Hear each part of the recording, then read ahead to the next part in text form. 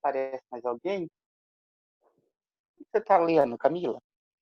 Hum? Você está lendo algum livro agora? Os livros que eu tinha em casa já acabaram. Mas aí eu tenho um aplicativo que eu tô lendo praticamente um monte de história junto. Ah, tá. Eu não consigo ler muito na internet livro. Parece que é estranho. Não sei se é porque eu sou mais É, velho. é. Parece, parece que o Mas, livro em si é melhor, né? não, sim, de qualquer forma eu acho que o livro em si é melhor. Porque, tipo, não tem aquela claridade e tal. É verdade. Mas, mas no aplicativo, na Wattpad, você acha de tudo. Se você procurar que tem um anjo do bem e um demônio do mal, você acha. Não importa onde você, tipo, se você É procurar, verdade. você acha.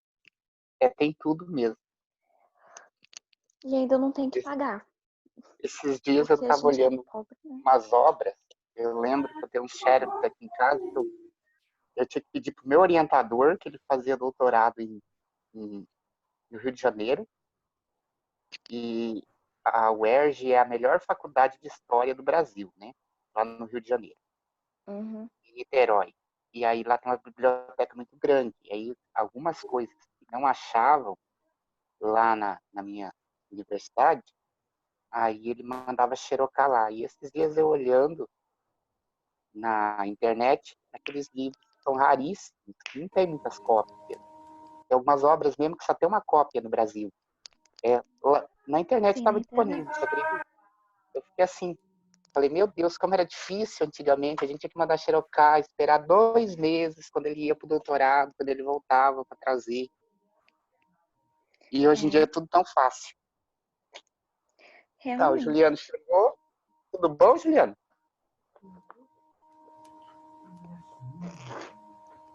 Então vamos trabalhar, pessoal. Página 53 de Geografia, livro didático.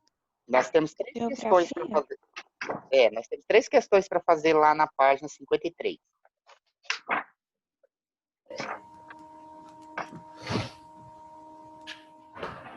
Não, essa a gente já fez.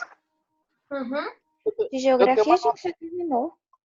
Ah, já? De Eu tenho uma história nota. ainda falta uma questão. Não. Tá, mas e o livro de atividades de geografia? O livro de atividade de geografia ainda falta. Não, ainda não. Então nós vamos para o livro de atividades. Vê a página para mim. Página 16. Eu tenho uma anotação aqui na 16, é a questão 5. Não, é a Oi, questão B, eu acho. B. Ah, tá. Então tá. B. Observe o gráfico. É, então todo mundo já foi lá na página 16 do livro de atividades de geografia. O Luiz Peraí. Otávio está chegando.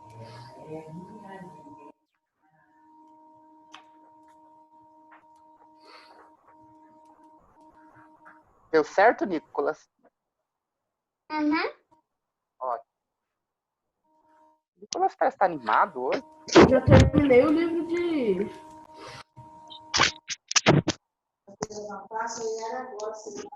Peraí. Ô, Luiz Otávio, você está me ouvindo? Tô? Nós estamos na página 16 do livro de atividades de geografia, tá? Eu já É aqui. terminei o de história já, tio. Sim. Depois, na próxima aula, nós vamos fazer as correções. Tio, essa aqui é a Então, última aula. não, nós temos essa aula e depois 10 horas nós temos uma aula de história, daí encerra. É a 16? É 16, Uhum. questão 4B. Então, eu vou ler a questão. Observe um gráfico que Peraí. representa esse fenômeno. Esse fenômeno que está representado aí no gráfico é o que foi respondido na letra A, que é a ilha de calor. Então, se você acompanhar a linha vermelha, você vai ver que quando chega no centro da cidade, a temperatura aumenta. Olha lá, a temperatura está em 20, quando chega lá no centro da cidade, ela vai para 33. E por que isso acontece? Porque tem ausência de cobertura vegetal, tem menos árvores, tem mais prédios, mais concreto, mais asfalto, mais calçada, mais carro poluindo, então a temperatura no centro da cidade é maior, que é a ilha de calor. Então tem a pergunta lá, explique como que ocorre esse fenômeno climático urbano, citando suas causas e comparando como a temperatura nos locais indicados pelo número 4 e 7 se comporta. Olha lá, no 4, que é o centro da cidade, e no 7, que é a periferia da cidade, os bairros mais distantes do centro. Então, como os bairros mais Qual página distantes... que é, tio? Página 16. Como o centro da cidade tem mais concreto, mais espelho, mais carro e menos árvores, é mais quente. E o 7, que é a periferia, que é os bairros mais distantes, tem mais árvores, tem menos casa, tem menos asfalto. Então, quer dizer que os bairros mais distantes são mais frescos. Foi isso que vocês colocaram? Uhum. Sim. Resumo disso aí, mas... Eu vou falar de novo, para quem não fez, vai fazendo. Então, no 4, que é o centro da cidade, tem mais veículos, edificações e pavimentação. Então, a temperatura é mais elevada. No centro. No centro. Nos bairros tem mais árvores, menos prédios e menos carro. Então, a temperatura é mais baixa.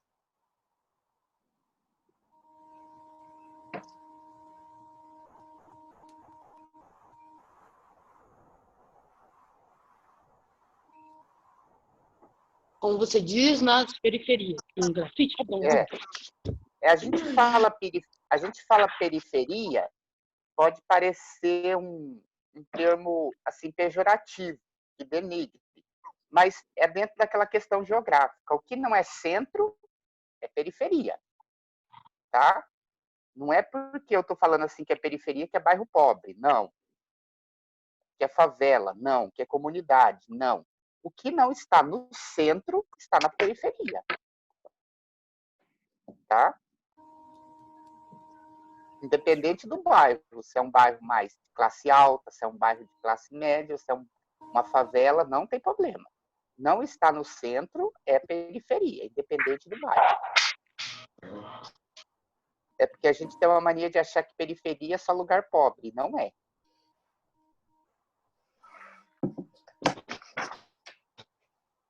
Então, eu vou passar para 5. Observe a sequência de imagens do céu da capital chinesa, Pequim. Dá uma olhada lá. Pequim. Pequim é a capital da China, né? Você sabe que a China é um país altamente industrializado, que vem se industrializando muito ultimamente. E dá uma olhada, a poluição da cidade. Você praticamente não vê os prédios. Olha lá, os prédios sumiram no meio da fumaça. E num dia que está mais claro, assim mesmo, o céu é meio cinza, né? As imagens são de dezembro de 2015. E em uma delas, a cidade de Pequim está coberta pelo smog, que é a fumaça. Uma névoa formada por fumaça originada das indústrias e da frota de veículos. Então, muito carro emite muito gás carbônico e muita indústria com suas chaminés jogando poluição. Aí, quando a temperatura baixa, automaticamente a poluição que está dispersa no ar se concentra sobre a cidade. Principalmente se a cidade estiver próxima de um vale, porque os vales são mais frios durante a madrugada. Aí a umidade fica mais forte, porque a temperatura baixa, condensa um pouco de umidade que tem no ar e forma uma névoa cheia de poluição. Por isso que você não enxerga a cidade. Os prédios chegam, somem no meio da fumaça. Então, a letra A, problema ambiental urbano está sendo mostrado na sequência da imagem. Qual que é o problema ambiental? Poluição do ar. Poluição do ar. poluição atmosférica. Tá corrigindo, Juliano? Eu já fiz. E o que Poluição você do ar. escreveu nessa? Poluição atmosférica. Ô, Thalita, Bom dia, professor. bom dia, tudo bem? Nós estamos na página 16 do livro de atividade de geografia, tá? Então, agora lá na página 17, letra B, que consequência esse problema pode trazer para a população? Faça uma pesquisa e compartilhe com seus colegas o que você viu. Então, os problemas principais é o quê? As doenças respiratórias. Pode falar. É a mesma coisa. Tá? As doenças respiratórias, como asma, bronquite, problemas de irritação da pele, alérgicos, tá? Então, vocês podem acrescentar aí as doenças respiratórias. É igual aqui em Rio Verde. Agora que nós estamos entrando no período seco e frio, daqui uns dias o povo começa a queimar. O povo aqui em Rio Verde tem hábito de queimar lixo, tem hábito de colocar fogo em roça, tem hábito de queimar a beira das estradas, hábito de queimar a vegetação seca dos terrenos, aí fica aquela fumaceira na cidade. Né? Aí, automaticamente, as pessoas idosas e as crianças vão parar no médico com problemas respiratórios e alérgicos.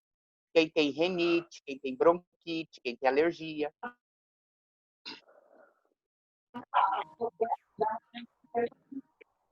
Agora, vamos passar para 6. Na questão 6, se vocês observar no mapa, vocês vão ver que as grandes cidades do Brasil, as indústrias, estão concentradas nas grandes cidades, principalmente no Nordeste e na região do Sudeste. Mas as indústrias estão mais concentradas na região do litoral.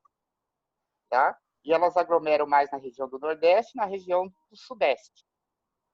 Então, vamos lá. Qual é a região brasileira e qual é a unidade federativa que apresenta o maior número de indústrias? Região Sudeste? Estado Na de região São Paulo? Sudeste. Em São Paulo, né? Uhum.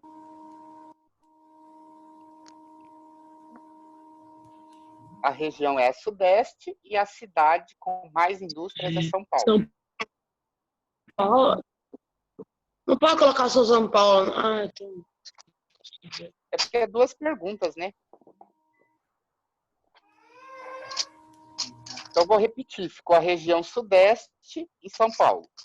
A letra B. A área que compreende duas das principais metrópoles brasileiras apresenta grande concentração industrial. Quais são essas metrópoles? São Paulo e Rio de Janeiro.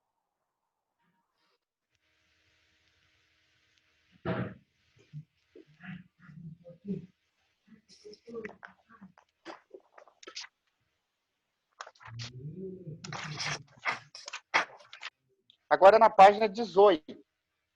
Letra C.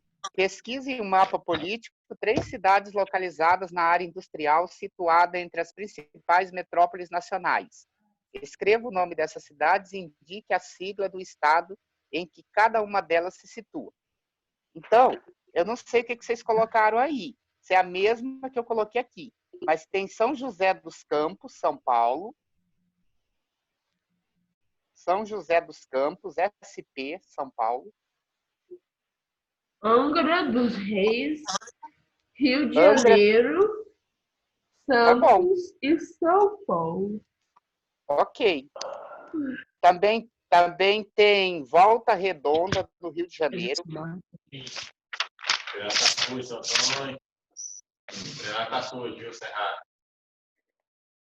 Tem Taubaté, em São Paulo. Tem Guaratinguetá, em São Paulo. Tem Lorena, em São Paulo. Tem Cruzeiro, em São Paulo. Tem Resende, no Rio de Janeiro. Então, vocês colocam... tem Barra Mansa também. Você pegar a BR-101, de São Paulo ao Rio de Janeiro, você vai passar por essas cidades. A BR-101 é uma BR muito importante para o escoamento da produção do Brasil e a circulação de pessoas, porque ela começa desde lá do Rio Grande do Sul e vai até o Rio Grande do Norte. Eu coloquei só Rio de Janeiro e São Paulo. Preciso dos outros, né? Taubaté, Beleza. tá? Porque tá pedindo 3. Então vamos para a letra D.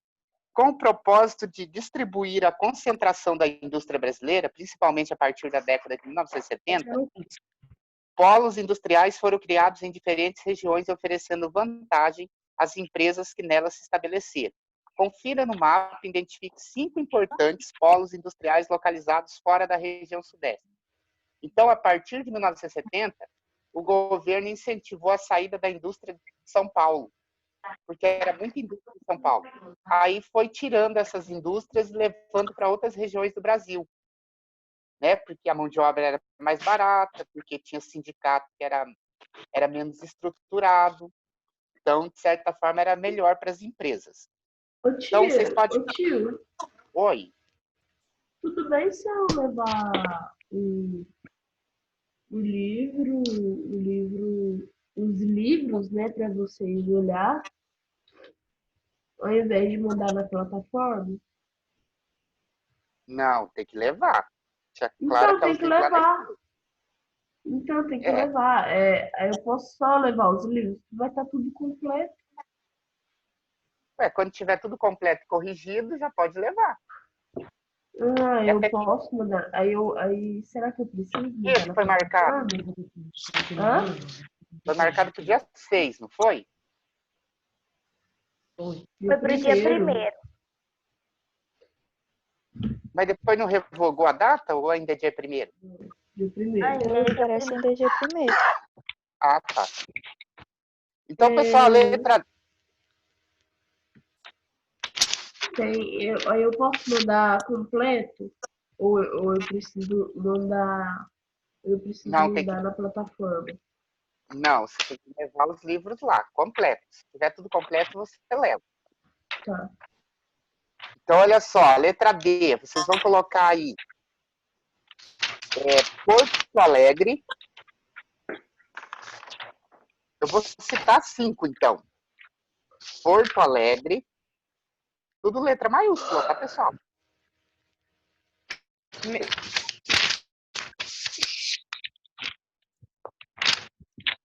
Ah, é aqui, doido.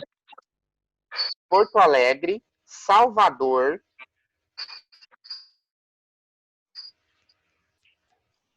Manaus, Meu Deus, meu Deus, São Paulo. Salvador, Manaus e Goiânia. Cada cidade dessa fica numa região. Porto Alegre no sul, Salvador no nordeste, Manaus no norte e Goiânia no centro-oeste. São os polos industriais, as cidades industriais. No caso aqui de Goiás é Goiânia, né?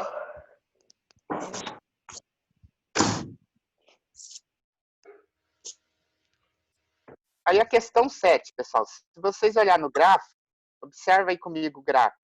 58% do transporte no Brasil é rodoviário. Mais da metade do transporte no Brasil é feito com caminhões sobre rodovias. Depois nós temos 25% que é feito por ferrovias, trem de ferro. Depois nós temos 13% que é aquaviário, que é feito por hidrovias nos rios.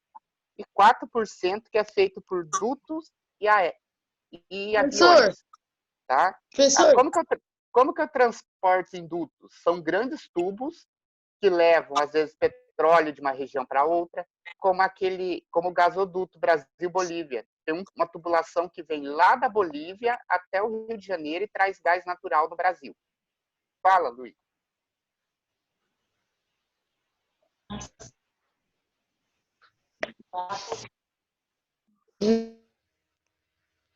na D, você fez. Coloquei Porto Alegre, Salvador, Manaus e Goiânia só. Porto Alegre, Salvador, Manaus e Goiânia. Exatamente.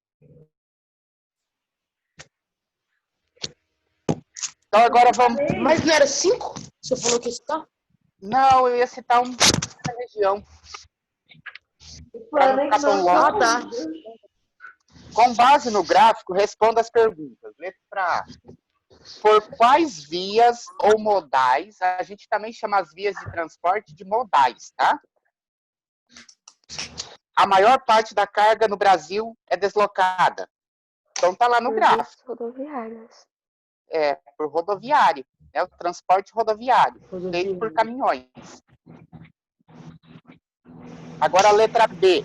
O modelo de transporte de mercadorias adotados pelo Brasil é o mais econômico quando se considera a qualidade da carga conduzida e o valor gasto com combustível e manutenção das vias. Justifique sua resposta. Eu peguei do outro livro. Não. É, Comparado com a ferrovia, carrega muito menos carga, causa acidentes, algumas estão cheias, algumas estradas, no caso, estão cheias de buracos, e também são difíceis de manter, sem falar no preço do combustível. exatamente. Então, o tipo de transporte que o Brasil mais utiliza é o transporte mais caro. Porque tem muita despesa. Tem desgaste de caminhão, tem pedágio. É um transporte demorado. Que o caminhoneiro tem que ficar dias na estrada, ele gasta muito com alimentação, com combustível, polui demais, tem muito acidente, estraga demais as estradas, então automaticamente precisa reformar as estradas constantemente. Tudo isso é muito caro e acaba refletindo na hora que a gente vai no mercado comprar os produtos, porque esses valores são repassados para o produto.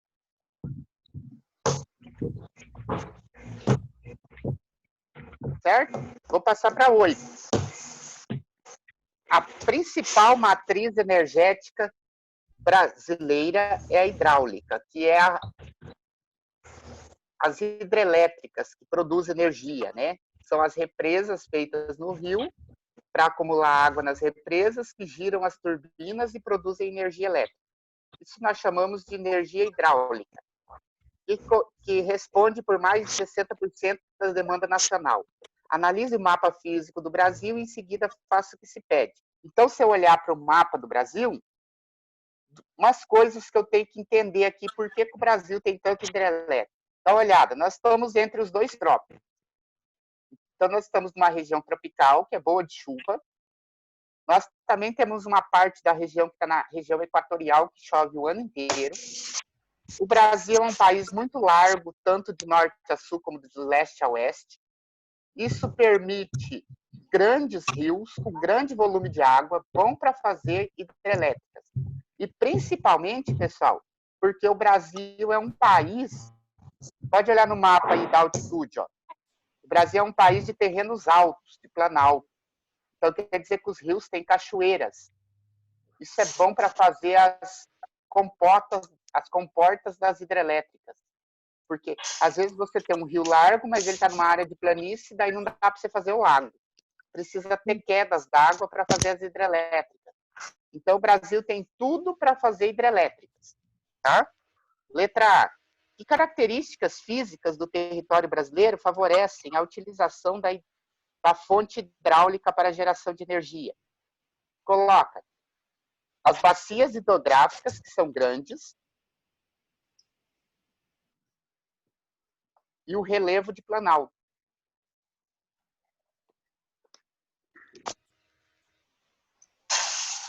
Por exemplo, o Japão. O Japão é um país muito pequeno. Os rios no Japão, eles nascem lá no interior e com 100, 200 quilômetros, eles já estão desaguando no mar. Então, quer dizer que é rio com pouco volume de água, porque o território é muito pequeno. E tem a questão do frio, que os rios congelam durante um período do ano, então não dá para fazer hidrelétrica. Na Europa, por exemplo, tem rios grandes, mas lá na Europa é uma região de planície. Aí não tem cachoeira, não dá para fazer hidrelétrica.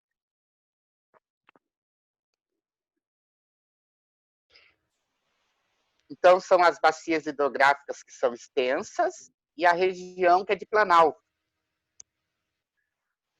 Agora vamos para B. Oi. Você está no 19, né?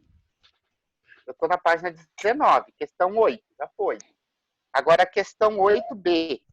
Observe o mapa das usinas hidrelétricas do Brasil na página 35 do seu livro didático e cite 3 bacias hidrográficas nas quais estão instalando a maior parte das usinas hidrelétricas. Se necessário, consulte em um atlas o mapa de bacias hidrográficas brasileiras. Então, as principais bacias é a Bacia Platina, a Bacia do São Francisco e a Bacia Amazônica.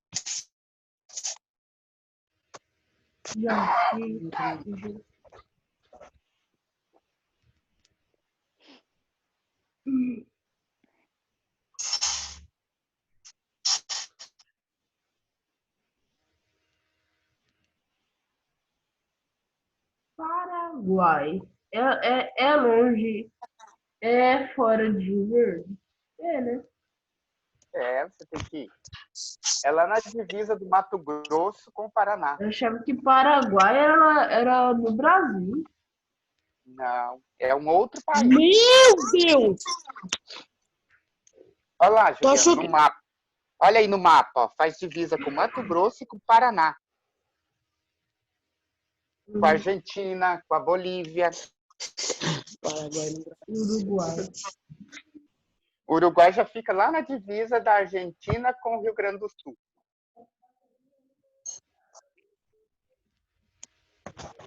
Então tá, ficou Bacia Platina, Bacia do Rio Paraná, Bacia do Rio São Francisco e Bacia Amazônica, tá? Agora lá na página 22. Página 22.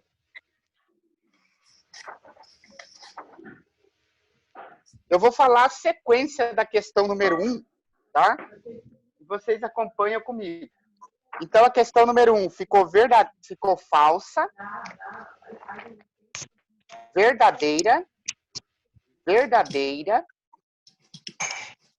falsa e falsa. Vou repetir. Corrigindo?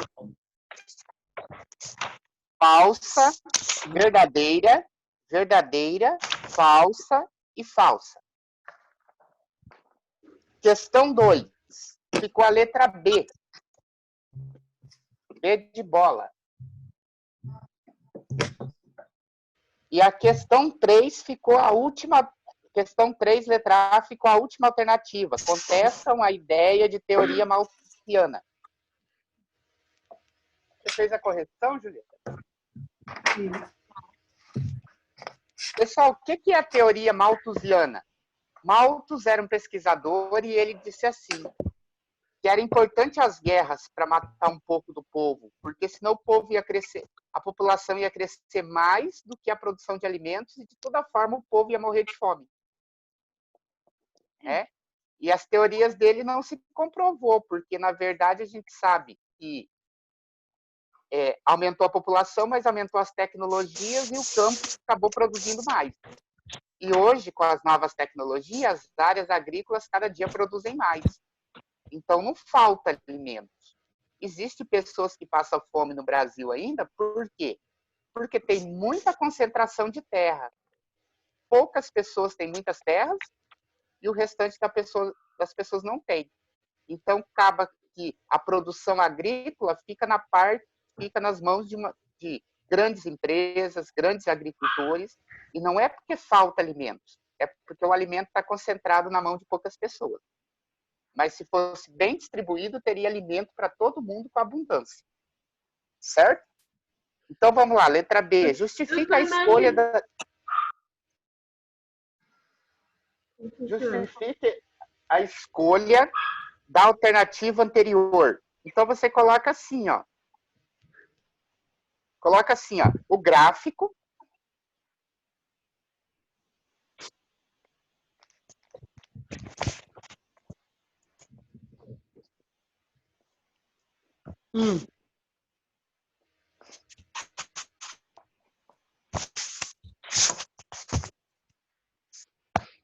Deixa eu só resumir isso aqui. O gráfico revela uma queda no crescimento da população brasileira. O gráfico revela uma queda no crescimento da população brasileira.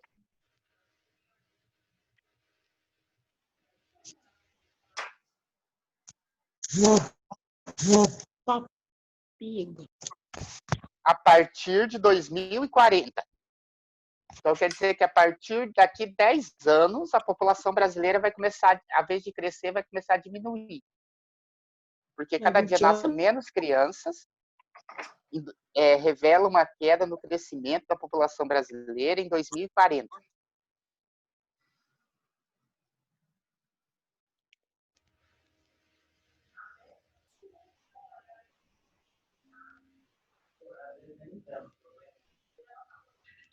Não, já tem muita pessoa.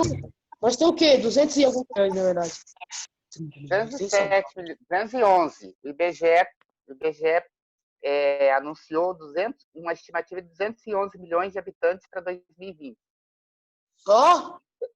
Então, a partir de 2040, a população vai começar a diminuir.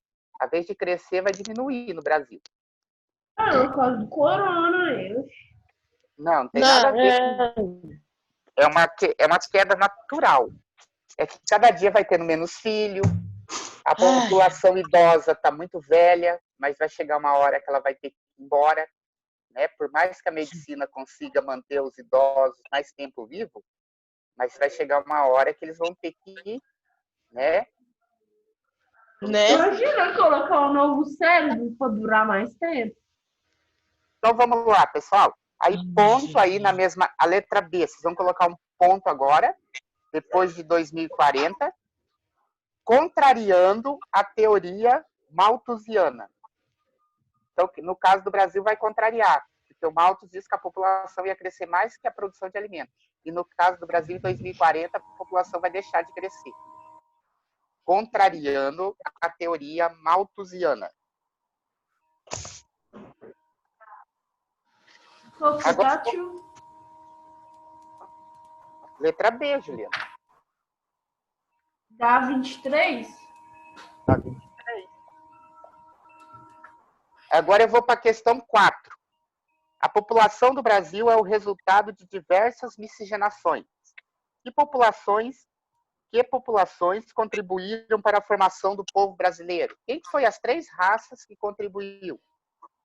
Africano, indígena e europeu? Exatamente, o africano, o indígena e o europeu. Pessoal, lá na página 24, tá lá o quadro, né, do Modesto Broncos, que eu expliquei para vocês na videoaula que eu gravei já há um tempo atrás. Que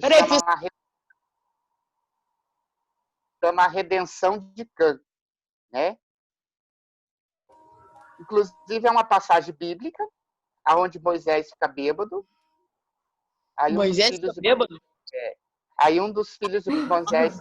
Aí Moisés ficou bêbado e tirou a roupa. Ficou nu. Aí um dos filhos dele zomba do pai dele ao ver o pai nu. Tudo bom, João Pedro? Aí o que acontece? Deus castiga ele.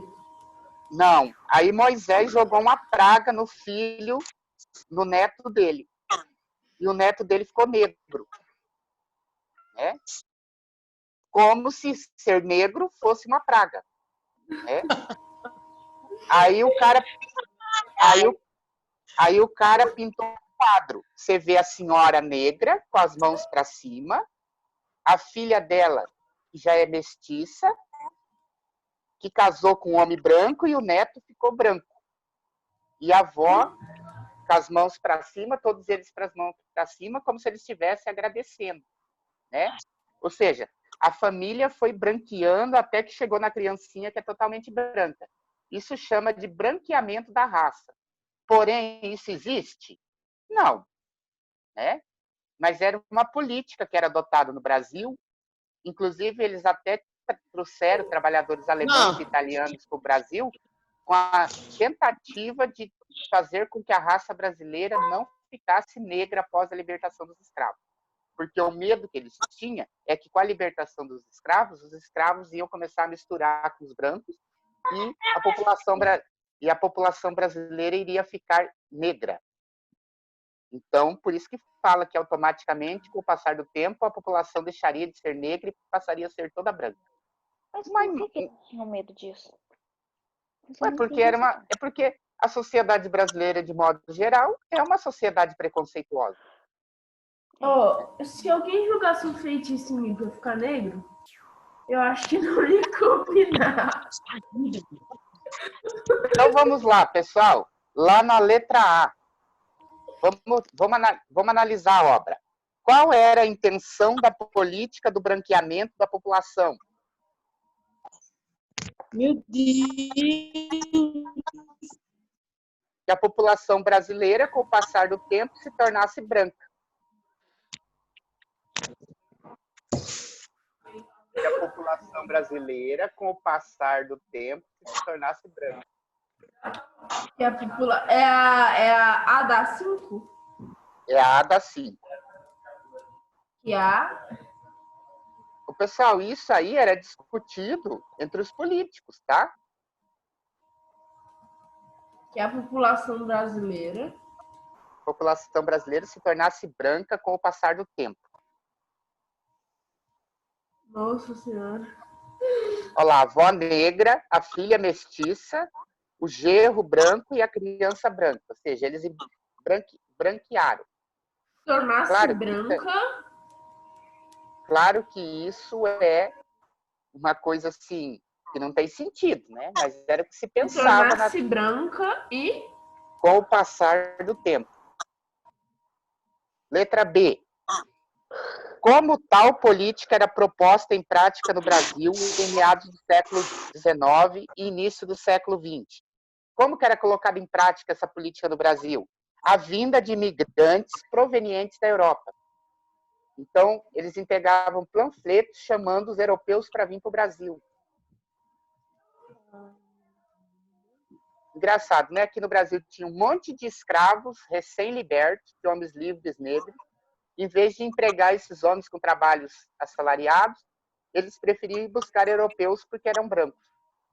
Na hora de escravizar, o negro servia. Na hora de pagar salário, o negro não servia. Professor, repita a B para mim. Como tal política era proposta em prática no Brasil em meados do século XIX e início do século XX? Com a vinda de imigrantes europeus para o Brasil.